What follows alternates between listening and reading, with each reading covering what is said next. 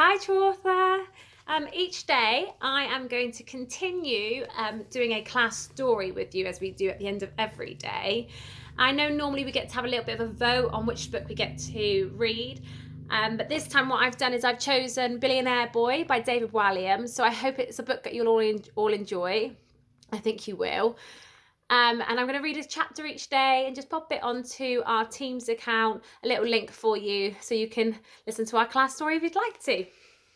So we have Billionaire Boy, chapter 1, Meet Joe Spud. I'm just going to get comfortable quickly. It's always good to get comfortable when we read a story. So chapter 1, Meet Joe Spud. Have you ever wondered what it'd be like to have £1 million? Or 1 billion? How about 1 trillion? Or even 1 gazillion? Meet Joe Spud. So I've got Joe Spud there for you. Joe didn't have to imagine what it would be like to have loads and loads and loads of money. He was only 12, but he was ridiculously, preposterously rich. Joe had everything he could ever want. 100-inch plasma widescreen, flat screen, high definition TV in every room in the house? Check. 500 pairs of Nike trainers? Check. A Grand Prix racetrack in the back garden? Check. A robot dog from Japan? Check. A golf buggy with the number plate Spud 2 to drive around the grounds of his house? Check. A water slide which went from his bedroom into an indoor Olympic-sized swimming pool? Check. Every computer game in the world? Check. 3D IMAX cinema in the basement? Check. A crocodile? Not sure why he wants a crocodile. Check. 24-hour personal masseuse? Check. Underground 10-lane bowling alley? Check. Snooker table? Check. Popcorn dispenser? Check. Skateboard park? Check. Another crocodile? Not really sure why. Check. £100,000 a week pocket money? Check. A roller coaster in the back garden? Check. A professional recording studio in the attic? Check. Personalised football coaching from the England team? Check. A real life shark in a tank? Check. In short, Joe was one horribly spoilt kid. He went to a ridiculously posh school. He flew on private planes whenever he went on holiday. Once, he even had Disney World closed for the day just so he wouldn't have to queue for any rides. Here's Joe, speeding around his own private racetrack in his own Formula One racing car. Some very rich children have miniature versions of cars specially built for them. Joe wasn't one of those children. Joe needed his Formula One car made a bit bigger. He was quite fat, you see.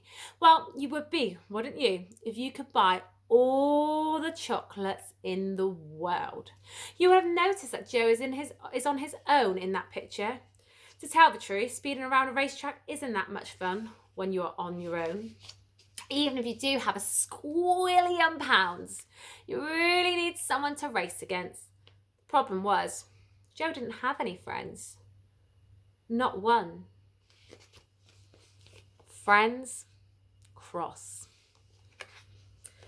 Now, driving a Formula One car and unwrapping a king-size Mars bar are two things you shouldn't try and do at the same time.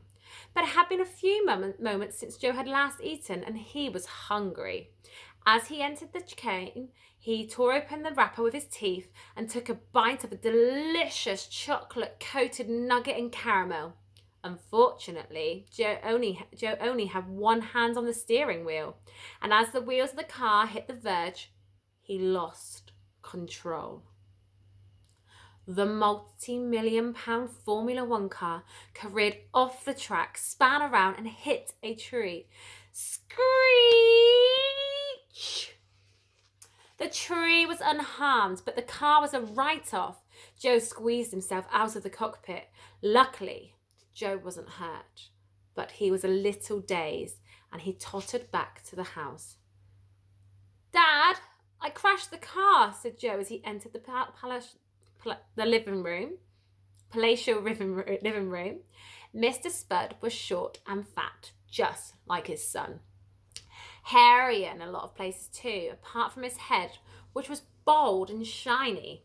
Joe's dad was sitting on a 100-seater crocodile skin sofa and didn't look up from reading that day's copy of The Sun.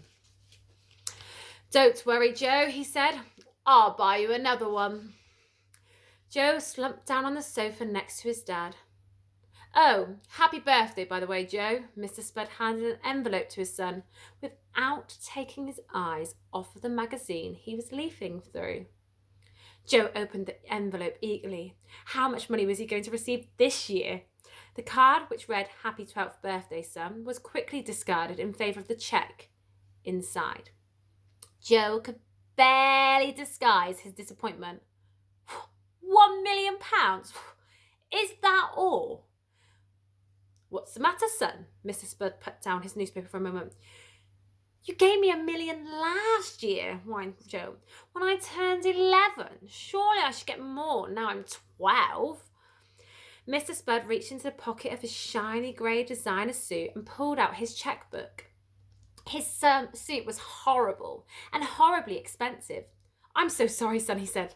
Let's make it $2 million.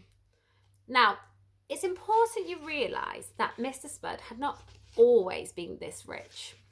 Not so long ago, the Spud family had lived a very humble life. From the age of 16, Mr. Spud worked in a vast loo roll factory on the outskirts of town.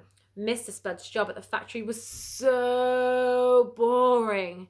He had to roll the paper around the cardboard inner tube. Roll after roll. Day after day. Year after year. Decade after decade. This he did over and over again until nearly all his hope had gone.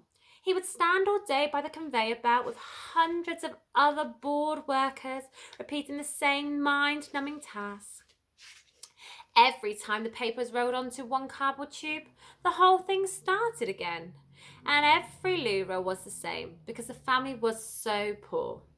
Mr. Spud used to make birthday and Christmas presents for his son from the loo roll inner tubes. Mr. Spud never had enough money to buy Joe all the latest toys, but would make him something like a loo roll racing car or a loo roll fort complete with dozens of loo roll soldiers. Most of them got broken and ended up in the bin.